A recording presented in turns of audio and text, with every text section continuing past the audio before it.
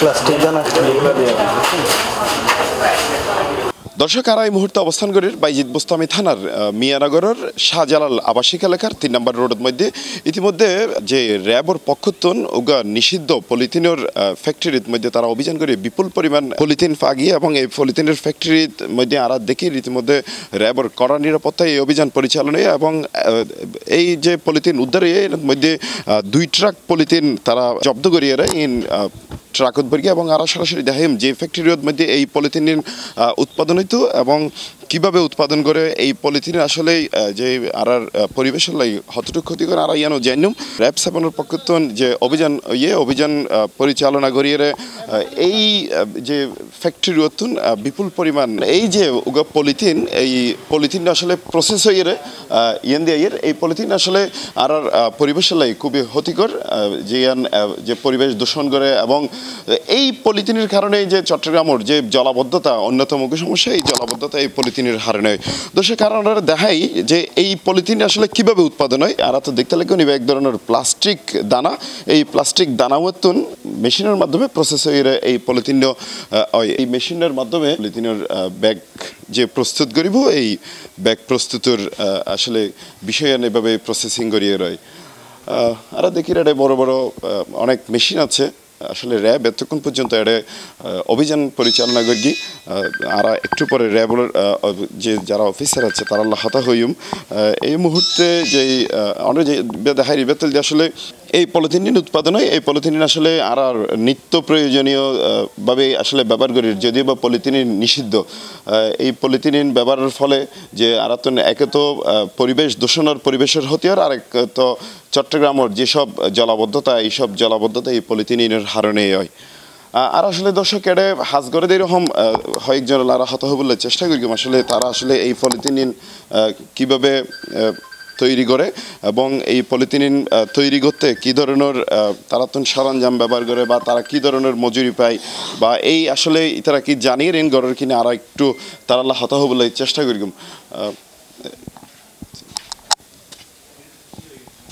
ভাই আপনি একটু যদি বলতেন আপনি কি এখানে কাজ করেন এগুলা ওই বাংলাদেশে রিফারিং করে যেগুলো বাদমাল ওয়েস্টিস সেগুলো থেকে আর কি ওগুলো তৈরি করে দানাগুলো সেই দানাগুলো এখানে আসে তো এখানে আসলে আমরা এগুলো দেওয়া কত পিস এরকম পলিথিন তৈরি হয় পিস তো হিসাব নাই এমনি কেজি আর কি হয়তো 400-500 কেজি এরকম হয় আর কি 400 কেজিতে আনুমানিক কত পিস হতে পারে এইগুলার আইডিয়া নাই এগুলার আইডিয়া কয় বস্তা হতে পারে ওই ধরুন 25 কেজি বস্তা ভাই এই যে পলিথিন তো আসলে অবৈধ এবং হচ্ছে আমাদের পরিবেশের জন্য ক্ষতিকর এরকম একটা জিনিস আপনারা উৎপাদন করছেন এটা নিয়ে একটু যদি বলতেন ভাই পলিথিন ছাড়া তো আসলে কোনোটাতেই চলে না বাজার জাত করেন যাইটাই বলেন আপনার পলিথিন ছাড়া কোনোটাই চলবে না এটা যেহেতু আমাদের দেশে নিষিদ্ধ তাইলে এটা এক ধরনের না ঠিক আছে হ্যাঁ এটা অবৈধ এটা মানি কিন্তু একটা অবৈধ জিনিস এখানে আপনারা উৎপাদন করছেন এটাতে আপনি বা আপনার মালিক অপরাধ করছে বলে মনে করেন হ্যাঁ হ্যাঁ হ্যাঁ এটা অবশ্যই অপরাধী আমি অপরাধ মনে করতেছি দর্শক তিনি যে এই ফ্যাক্টরিও হাজগড়ে তিনি যেভাবে জানাইল আসলে এই ফ্যাক্টরিও যেই দানাইন আইয়ের বা পলিথিনের উৎপাদনের দানাইন আসলে যে বিভিন্ন ধরনের প্লাস্টিক বা বিভিন্ন ধরনের বোতল যেখানে আরা পুরনো ফেলাই দিই বিভিন্ন জনে কালেক্ট করিয়ে ফ্যাক্টরি প্রসেসিং করিয়ে এই দানাইন তৈরির এবং এই পলিথিন আসলে যেহেতু পরিবেশ দূষণ এবং জলাবদ্ধতা সহ বিভিন্ন ধরনের ক্ষতিকর অবৈধ পলিথিন তাই যারা উৎপাদন করে তারাও আসলে নিজেরা অপরাধ স্বীকার করি আর আরেকজনের লাই এই ফ্যাক্টরি থাজ করে দিয়ে এরকম হতা হইম ভাই আপনি যদি বলতেন এই ফ্যাক্টরি আরও হয়তো 2-3 বছর থেকে চালায় ফ্যাক্টরির মালিক কোথায় ওনাকে আমরা কয়েকবার ফোন দিয়েছিলাম বলতে যে আসতেছি মানে এই কথা বলার পর উনি এখনো আসেন নাই আর এটা এই যে নিষিদ্ধ এখন দেখেন এখানে শুধু আপনাদের চট্টগ্রাম না ঢাকা শহর যান পুরা লালবাগ ইসলামবাগ কামালবাগ হাজার ফ্যাক্টরি এভাবেই চালাচ্ছে তারা অনেক আপনি শুধু এটা দেখবেন না দেখবেন এই পলিথিন যারা চাকরি করতেছে এখান থেকে অনেক পরিবার তারা বাঁচতেছে আপনি এটাই খেয়াল করেন আমি যখন এখানে আছি আমার 5 জন পরিবার ফ্যামিলি বাঁচতেছে এরকম লক্ষ ভাইয়েরা একজনের ছাপটে আরও 5-7 জন 10 জন 15 জন চলতেছে তো এটা নিষিদ্ধ এটা ভালো না কাজ ঠিক আছে তারপরেও তো এদেরকে দিয়ে অনেক ভাই চলতেছে পরিবার চলতেছে তো এই ক্ষেত্রে অন্য কিছু আপনার কাছে চাকরি চাচ্ছি ভাই আপনি আমাকে একটা চাকরি দেন 20,000 টাকা আপনি কি চাকরি দিতে পারবেন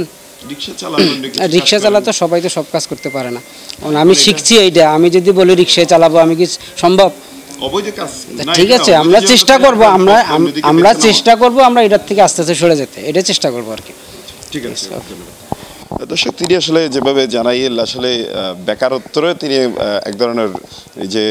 গুরুত্ব দিয়ে এই বিষয়ে হয়ে যে এইরকম ফ্যাক্টরিতে থাজগড়ের লক্ষ লক্ষ শ্রমিক কিন্তু তার পরিবারও চলে আসলে এই যে তারা নানান ধরনের অজুহাত দিয়ে হয়তো বাহিস্ত চাই কারা এই মুহূর্তে হাতে হইম যে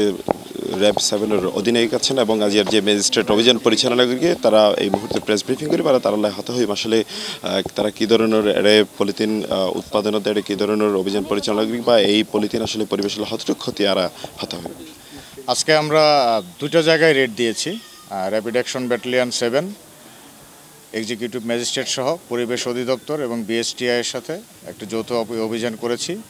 একটি হচ্ছে আপনার এই নয়ারহাট এলাকার অবৈধভাবে উৎপাদনকৃত পলিথিন কারখানা এবং আরেকটিতে ছিল যেটা হচ্ছে বিএসটিআই এর স্টিকারের কপি করে তৈরি করে তারা পানি বিক্রি করত বিভিন্ন হোটেল রেস্টুরেন্টে। এই দুইটা জায়গাতেই আমরা অভিযান পরিচালনা করেছি। বিএসটিআই এর স্টিকার যারা কপি করেছিল তাদেরকে 50,000 টাকা জরিমানা করা হয়েছে এবং এখানে যে পলিথিন অবৈধভাবে পলিথিন উৎপাদন করা হচ্ছিল এখানে প্রায় 1500 কেজির উপরে পলিথিন আমরা জব্দ করতেছি এবং এই বিষয়ে ম্যাজিস্ট্রেট কর্তৃক তাদের শাস্তি ঘোষণা করা হবে এবং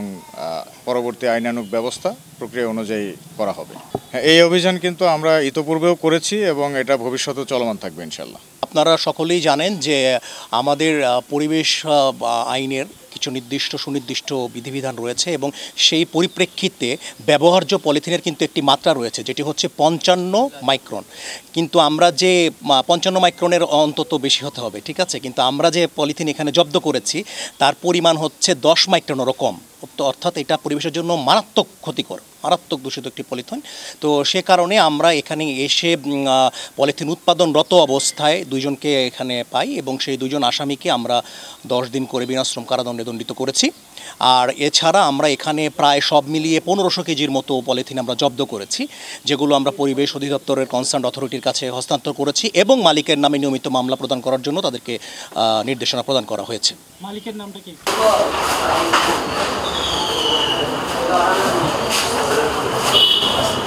কিন্তু আসলে এই ধরনের ফ্যাক্টরির মধ্যে অবৈধ যে পলিথিন বা যে পরিবেশ ক্ষতিকর এরকম পরিবেশ হলে খুবই ক্ষতিকর এবং এই আসলে অবৈধ বলে আগতনি ঘোষণা আছে। তবে র্যাবে জানাইয়ে এই সব যারা অবৈধ পলিথিন বা অবৈধভাবে যারা